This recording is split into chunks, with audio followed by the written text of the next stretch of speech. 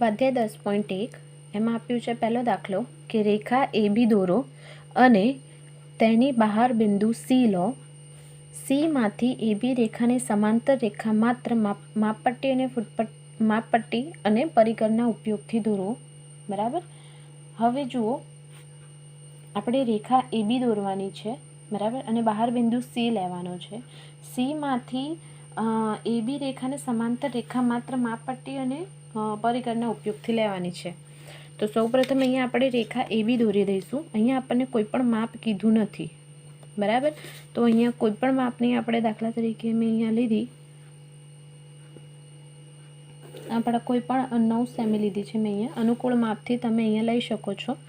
બરાબર. એને આપી દીધું આપણે રેખા એ, રેખા બી. ઓકે. હવે જુઓ, હવે અહીંયા શું કરવાનું છે, અનુકૂળ માપ લઈને રેખા એ અને બી દોરી નાખ્યા છે. હવે બહારની સાઈડ એક સી બિંદુ લેવાનું છે, જે અહીંયા હું લઈશ સી બિંદુ. બરાબર. અહીંયા મેં એક સી બિંદુ લીધું છે. હવે જુઓ, આપણે બહારની ભાગમાં કોઈ પણ અહીંયા તમે કોઈ પણ જગ્યાએ તમે અહીંયા સી બિંદુ લઈ શકો. બરાબર. એનું નથી, સીમાંથી એ બી રેખાને આપણે સમાંતર રેખા માપપટ્ટી અથવા તો માપપટ્ટી અથવા તો પરિકરની મદદથી લેવાની છે. હવે હું એક અનુકૂળ ત્રિજ્યા હું સૌપ્રથમ અહીંયા આપી દઉં. અહીંયા દાખલા તરીકે આપ્યો ડી. બરાબર. કોઈ પણ અહીંયા એ બી ઉપર કોઈ અનુકૂળ માપ લઈને મેં એ બી દોર્યા, પછી એ બી ઉપર એક બિંદુ લીધું જે ડી છે. હવે ડીને કેન્દ્રમાં રાખીને મેં અહીંયા એક ચાપ મારી છે કોઈ પણ માપ દ્વારા. બરાબર. હવે એ જ માપ બદલ્યા વગર એ જ માપથી મેં ડીમાં જ્યાં મેં અહીંયા જે ચાપ મારી હતી, બરાબર, એને આપણે એક નામ આપી દઈએ. દાખલા તરીકે વાય. બરાબર. નામ આપી દીધું મેં અહીંયા વાય. હવે એ જ માપથી, બરાબર, જે માપ આપણે એટલું હતું એટલું જ માપ મેં અહીંયા વાય પર કેન્દ્ર બિંદુ લઈને, બરાબર, મેં અહીંયા એક બીજી ચાપ મારી.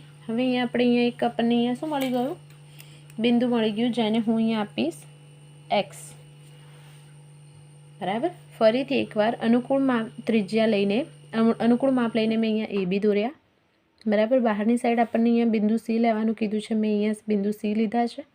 હવે અનુકૂળ ચાપ લઈને કોઈ પણ માપ અહીંયા, કારણ કે આપણને માપ કીધું નથી કે કેટલા સેમીની કરવાની છે. ઓકે.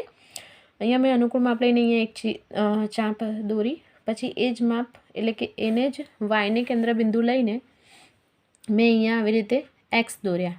બરાબર. જેને એક બિંદુ આવ્યું જેને આપણે એક્સ માપ આવ્યું. હવે જુઓ, ફૂટપટ્ટીની મદદથી ડી અને જે છેદન બિંદુ છે, બરાબર, જે ચાપ જ્યાં બંને ચાપ છેદે છે ત્યાં હું એક રેખાખંડ દોરી દઈશ.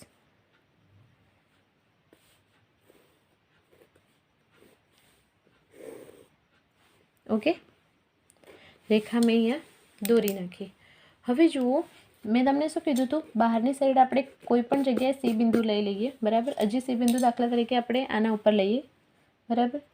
અહીંયા લઈ શકો, અહીંયા લઈ શકો, અહીંયા લઈ શકો, તમે ગમે ત્યાં લઈ શકો.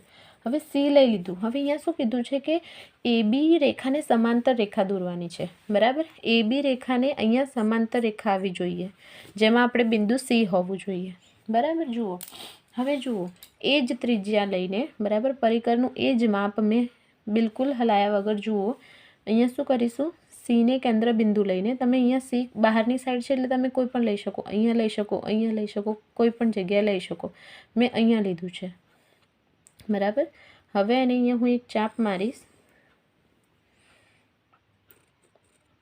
ઓકે. હવે એક જે મેં ચાપ મારી જેમાં એક પોઈન્ટ જે ડી અને સી રેખાખંડને અડે છે, બરાબર, એને અહીંયા એ પોઈન્ટને હું અહીંયા આપી દઈશ દાખલા તરીકે ઓ. ઓકે. એને હું અહીંયા આપી દઉં છું નામ ઓ. હવે જુઓ, ઓને કેન્દ્ર બિંદુ લઈને એ જ માપથી હું અહીંયા એક બીજું ઓને કેન્દ્ર બિંદુ લઈને હું અહીંયા એક બીજો ચાપ મારું છું. ઓકે. તો અહીંયા મને જે કેન્દ્ર બિંદુ મળ્યું બીજું, જેને હું અહીંયા આપી દઈશ ક્યુ. આનું શું માપ આપી દીધું મેં, ક્યુ. ઓકે. હવે આપણને જ્યાં બિંદુ છેદે છે ત્યાં મેં એક અહીંયા આપણે રેખા દોરી દઈશું.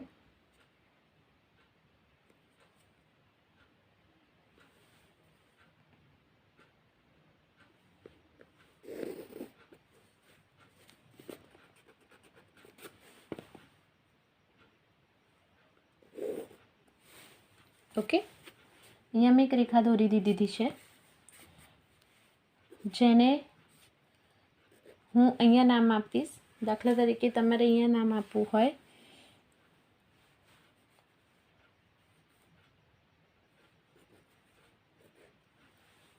ઈ અને એફ. અહીંયા કોઈ નામ આપવાનું કીધું નથી, પણ છતાં મેં અહીંયા ઈ અને એફ આપી દીધા છે. બરાબર. માટે આ આપણી શું થઈ? સમાંતર રેખા થઈ. શું થઈ? એ બીને સી બિંદુ લેવાનું છે બહારની સાઈડ. કોઈ પણ બહારની સાઈડ લઈ શકો. તમે અહીંયા પણ લઈ શકો અથવા તો તમે અહીંયા પણ લઈ શકો. બરાબર. બહારની સાઈડ તમને કીધું છે એટલે કે આ જે રેખા છે એની બહારની સાઈડ અહીંયા કોઈ પણ એક બિંદુ લીધું છે.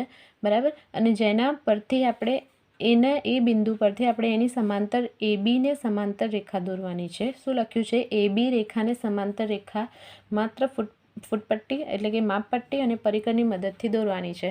બરાબર. મેં શું કર્યું? ફરી આપણે રચનાના મુદ્દા એની જોડે લખવાના છે. આગળની સ્લાઇડમાં હું તમને રચનાના મુદ્દા બતાવીશ. એ અને બી. ઓકે, એ અને બી લીધા છે કોઈ પણ માપના. પછી એના પછી શું કર્યું? ડીને અહીંયા એક કેન્દ્રબિંદુ લીધું ડી, જેને મેં અહીંયાથી એક ચાપ મારી. બરાબર. એ ચાપ પછી મેં અહીંયા જે એ બી પર જે બિંદુ આપણને છેદે છે તેને અહીંયા મેં વાય આપ્યો નામ, અને વાય આપ્યા પછી એને વાય પરથી ફરીથી એક ચાપ મારી. જે અહીંયા આપણને બિંદુમાં ચાપમાં જે છેદન બિંદુ મળ્યું એને મેં એક્સ આપ્યું. હવે એને ફૂટપટ્ટીની મદદથી આપણે શું કર્યું? એક રેખા દોરી દીધી. બરાબર. રેખાખંડ દોરી દીધો. હવે જુઓ અહીંયા શું કર્યું? જેને મેં અહીંયા સી નામ આપ્યું હતું, બહારના બિંદુને જે પોઈન્ટ પર અહીંયા પોઈન્ટ આપી શકો, તમે કોઈ પણ પોઈન્ટ આપી શકો. જેને મેં સી બિંદુ આપ્યું. બરાબર. હવે એ જ માપ લઈને જે આપણે ડી અને વાય માટે લીધું હતું એ જ માપ મેં અહીંયા સી પર કેન્દ્રબિંદુ લીધી અને એને ફરીથી એક ચાપ મારી. હવે રેખાખંડ આપણે ડી અને સી ઉપર જ્યાં છેદે છે જે બિંદુ, જેને મેં ઓ નામ આપ્યું, હવે એને કેન્દ્રબિંદુ લઈને ફરીથી એક ચાપ મારી. બરાબર. હવે આ જે છેદન બિંદુ મળ્યું ત્યાંથી આપણે એક સમાંતર રેખા દોરી, જેને મેં ઈ અને એફ નામ આપ્યું છે. બરાબર. આ રીતે રેખા એ બી અને દોરી, જેમાં આપણે બહારનું બિંદુ સી લીધું અને એ બી ને રેખાને આપણે શું થયું? સમાંતર રેખા આપણે માપપટ્ટી અને ફૂટપટ્ટીની મદદથી દોરી. હવે આપણે 10.1નો પહેલો દાખલો જોયો. બરાબર. હવે આ છે આપણે એના રચનાના મુદ્દા. તમે તમારી રીતે રચનાના મુદ્દા લખી શકો છો. બરાબર. તમારા રચનાના મુદ્દા તમે તમારા પ્રમાણે શબ્દ પ્રમાણે પણ લખી શકો છો, પણ એટલું ધ્યાન રાખવાનું કે જે રેખા એ બી આપી છે એ જ રેખા એ બી આપણે એનો ઉલ્લેખ અહીંયા રચનાના મુદ્દામાં કરવાનો છે. બરાબર. હવે જે દાખલા તરીકે મેં અહીંયા ક્યુ આપ્યું છે. બરાબર. અહીંયા આપણને કીધું નથી કે તમે એ જ બિંદુને ક્યુ આપો, તો તમારે એ બિંદુનું દાખલા તરીકે કોઈ બીજું નામ આપ્યું હોય તો એ પ્રમાણે રચનાના મુદ્દામાં ઉલ્લેખ થવો જોઈએ કે તમે અહીંયા આ રચનામાં આ બિંદુને ક્યુ માપ આપ્યું છે તો એ બિંદુ ક્યુ જ હોવું જોઈએ. પછી તમે એની જગ્યાએ તમે કોઈ બીજું બિંદુ ના લખી શકો તો આપણા રચનાના મુદ્દા ખોટા પડે. બરાબર. માટે જે પ્રમાણે શું કરવાનું? રચના દોરતી જવાની, એ પ્રમાણે આપણે રચનાના મુદ્દા અહીંયા લખતા જઈશું. ઓકે, આ પહેલો દાખલો છે. હવે આપણે બીજો દાખલો જોઈશું. બીજા દાખલામાં શું કીધું છે કે રેખા એલ દોરો. એલના કોઈ પણ એક બિંદુ આગળ રેખા એલ દોરો. એલના કોઈ પણ એક બિંદુ આગળ એલનો લંબ રેખા દોરો. આ લંબ રેખા પર બિંદુ એક્સ લો જે એલથી 4 સેમી દૂર હોય. બરાબર. એક્સમાંથી એલને સમાંતર રેખા એમ દોરો. આપણે જે લાસ્ટ દાખલો ગણ્યો છે ને એવી જ રીતે આપણને લાસ્ટ દાખલામાં એવું નહોતું કીધું કે અને સી અને આપણે ડી વચ્ચે કેટલું અંતર રાખવાનું, યાદ છે? બરાબર. માટે આપણે આશરે લીધું હતું. હવે આપણે અહીંયા આશરે નહીં લેવાનું, કારણ કે એલથી જ આપણને અહીંયા કહી દીધું છે કે 4 સેમી તમારું દૂર હોવું જોઈએ. બરાબર. માટે હવે અહીંયા આપણે શું કરીશું? સૌપ્રથમ રેખા એલ દોરીશું. ઓકે. માટે અહીંયા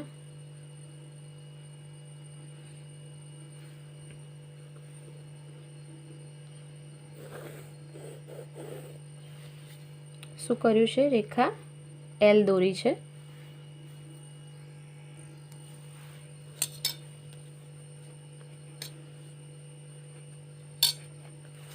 બરાબર. હવે હું એને રેખા એલ નામ આપી દઈશ. ઓકે, અહીંયા રેખા એલ નામ આપી દીધું. હવે જુઓ, કોઈ પણ એલ ઉપર હું કોઈ પણ બિંદુ લઈશ. દાખલા તરીકે વાય, મેં અહીંયા એક બિંદુ લીધું વાય. બરાબર. હવે એ રેખા એલ પર મેં બિંદુ લીધું છે. હવે અહીંયા છે ને, હું આપણે લાસ્ટ દાખલામાં જે અનુકૂળ માપ લઈને ત્રિજ્યા દોરીને સમાંતર રેખા દોરી હતી, બરાબર, એવી રીતે પણ આપણે અહીંયા એને કરી શકીએ. પણ હવે અહીંયા દાખલા હું અહીંયા 90 અંશના માપથી કરીશ. આપણે 90 અંશનો ખૂણાથી કરીશું. કઈ રીતે? તો સૌપ્રથમ જે આપણે વાય બિંદુ લીધું છે, બરાબર, એ બિંદુને કેન્દ્રમાં લઈને હું અહીંયા એક અનુકૂળ ચાપ દોરીશ. અનુકૂળ માપ લઈને અહીંયા એક મેં ચાપ દોરીશ. બરાબર, જે વાયને મેં બિંદુ લીધું છે.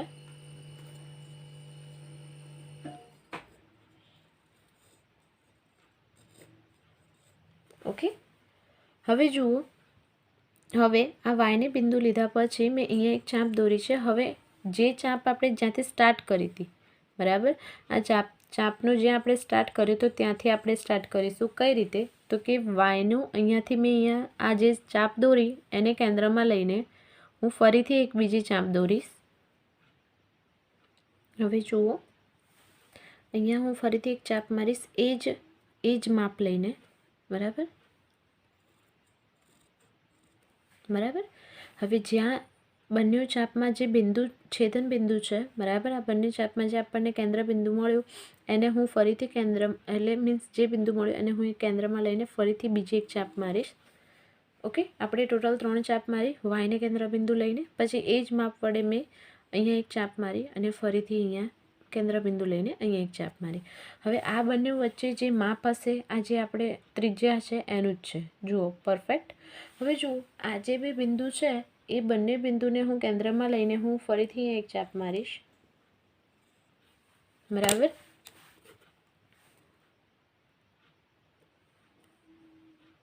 હવે આને કેન્દ્ર બિંદુ લઈને હું અહીંયા એક ચાપ મારીશ.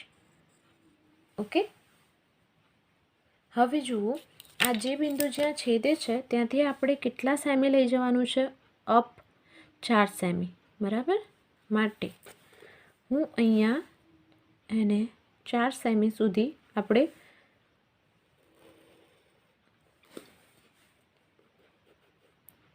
ધ્યાન રાખવાનું છે કે આપણે જે છેદન બિંદુ છે એ ના થવું જોઈએ. બરાબર, માટે અહીંયા જે ચાપ દ્વારા જે છેદ્યું છે એને આપણે અહીંયા 4 સેમી સુધી, અહીંયા 4 સેમી છે. ઓકે, 4 સેમી સુધી આપણે ત્યાં લઈ જઈશું. ઓકે, હવે જુઓ, આ જે છેદન બિંદુ છે ત્યાં આપણે એને 4 સેમી સુધી, અહીંયા આપણો આ કેટલા થયા? 4 સેમી. ઓકે, હવે જે અહીંયા છેદ્યું છે, હવે એને આપણે કયું નામ આપવાનું છે? એ રેખાને, બરાબર, એને કયું નામ આપવાનું છે? એમ. પણ હવે અહીંયા આપણે રેખા કઈ રીતે? અહીંયા લંબ રેખા દોરવાનું કીધું છે, પણ એનું માપ તો પરફેક્ટ હોવું. હા, ઓકે, ચલો 4 સેમી છે, આટલું માપ એનું 4 સેમી છે, પણ એનું માપ તો પરફેક્ટ હોવું જોઈએ ને. માટે એને શું કરીશું? આપણે જે બિંદુ જે ત્રિજ્યા લીધી, જે ત્રિજ્યા આ વાય વચ્ચેથી લીધી હતી આપણે સ્ટાર્ટિંગમાં, એ જ માપ લઈને અહીંયા જ્યાં આપણે 4 સેમી પૂરા થાય છે, બરાબર, ત્યાં હું લઈશ. જે રીતે આપણે લાસ્ટ દાખલામાં કર્યું હતું ને એ જ રીતનું છે.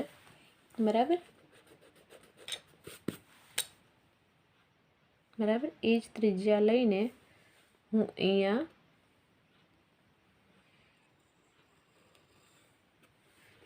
ફરીથી એક ચાપ મારીશ. બરાબર, જો તમે આ સાઈડ, તમે એવું જરૂરી નથી કે આપણે લાસ્ટ દાખલામાં આ સાઈડ ચાપ મારી હતી તો શું ટીચર આપણે આ સાઈડ જ મારવી જોઈએ ચાપ? ના. બરાબર, આપણે એ ત્રિજ્યા આપણે બીજી આ બાજુ પણ લઈ શકીએ. જુઓ, હું અહીંયાથી સ્ટાર્ટ કરું છું.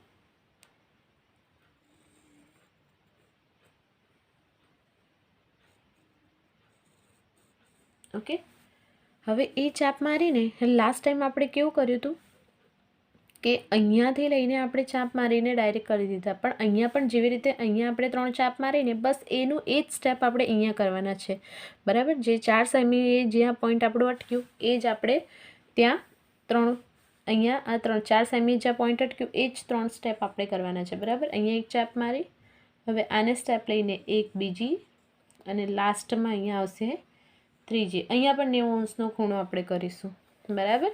હવે એને શું કરીશું, દાખલા તરીકે એક અહીંયા લીધી, અહીંયા અને એક અહીંયા. ઓકે, હવે અહીંયા આપણને અહીંયા એક બિંદુ મળી ગયું, બરાબર. અહીંયા મેં ચાપ મારી, અહીંયા 90 અંશનું દાખલા તરીકે અહીંયા જેવી રીતે 90 અંશનો ખૂણો કર્યો ને એવી જ રીતે મેં આ બિંદુમાં એટલે કે 4 સેમી સુધી લઈને, બરાબર, અહીંયાથી 4 સેમીનું જે માપ લીધું હતું એને લઈને મેં અહીંયા એક પોઈન્ટ આપણો 90 અંશ અહીંયા પણ એવી જ રીતે કર્યો, બરાબર. હવે એને છેદતી રેખા દોરવાની, બરાબર. 4 સેમીને અને એને શું કરવાની, છેદતી રેખા દોરવાની. જે લંબ જેને આપણે નામ આપવાનું છે એમ. શું નામ આપવાનું છે એને? એમ. પડી ખબર?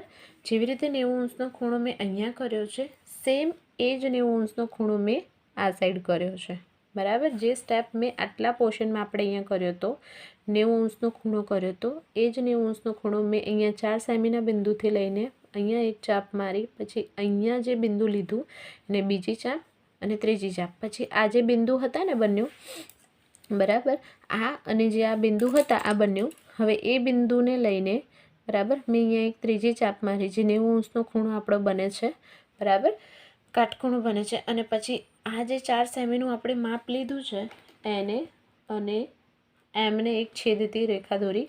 હવે અહીંયા શું કીધું છે, આ લંબ રેખા પર બિંદુ એક્સ લો. આજે આપણે જે છેદન બિંદુ 4 સેમી સુધી દૂર લઈ ગયા ને એને અહીંયા શું નામ આપવાનું છે? એક્સ. આ બિંદુને શું નામ આપવાનું છે? એક્સ. ઓકે, હવે તમારે આ દાખલા તરીકે આપણે આમાં નામ આપ્યું છે તો આને હું એ નામ આપી દઉં, તો એથી સ્ટાર્ટ કર્યું તો આપણે એવી રીતે રચનાના મુદ્દામાં લખી શકીએ. એવી જ રીતે હું આને અહીંયા જે અહીંયાથી સ્ટાર્ટ કર્યું હતું ને એનું અહીંયા નામ આપી દઉં છું બી, બરાબર. જેવી રીતે અહીંયાથી સ્ટાર્ટ કર્યું તો એનું નામ એ આપ્યું તો હું આનું નામ આપી દઉં છું બી. ઓકે, આ આપણે દાખલો પહેલે આગળના જે રીત કરી હતી એ રીતે પણ તમે કરી શકીએ. આ આપણે 90 અંશના ખૂણાની રીતે કર્યો છે દાખલો. ઓકે, હવે જુઓ આપણને અહીંયા શું કીધું છે, એલને લંબ રેખા દોરવાની છે પણ 4 સેમી. લાસ્ટ દાખલામાં આપણને સેમી નહોતા આપ્યા તો આપણે નહોતા લખ્યા, પણ એટલું ધ્યાન રાખવાનું કે આ બંને વચ્ચેનું માપ કેટલું હોવું જોઈએ? 4 સેમી. એટલે આપણે જોઈ લેવાનું કે 4 સેમી થાય છે કે નહીં. તો જુઓ અહીંયા આપણે રાખ્યું તો 4 સેમી થાય છે. ઓકે, હવે અહીંયા રાખીશું તો પણ આપણું 4 સેમી જ થશે, અને અહીંયા હું રાખીશ માપપટ્ટી તો પણ આપણું કેટલું થઈ જશે? 4 સેમી થશે. માટે આપણો દાખલો સાચો છે, બરાબર. કારણ કે 4 સેમી દૂર આપણે રાખ્યું હતું અને આપણે એને લંબ રેખા દોરવાની હતી, બરાબર. લંબ બિંદુ લેવાનો હતો જેને આપણે એક્સ નામ આપ્યું છે. અહીંયા કીધું છે એક્સ નામ આપવાનું, એટલે કે આ લંબ રેખા પર એક્સ બિંદુ લેવાનું છે, માટે આપણે એને અહીંયા એક્સ બિંદુનું નામ આપ્યું છે. આપણે દાખલા નંબર 2નું આપણે આ રચનાના મુદ્દા છે. આગળ પણ કીધું પ્રમાણે તમે તમારી રીતે રચનાના મુદ્દા તમે તમારી રીતે પણ લખી શકો છો, બરાબર. હવે આ પ્રમાણે આપણે રચનાના મુદ્દા લખ્યા છે. હવે આગળ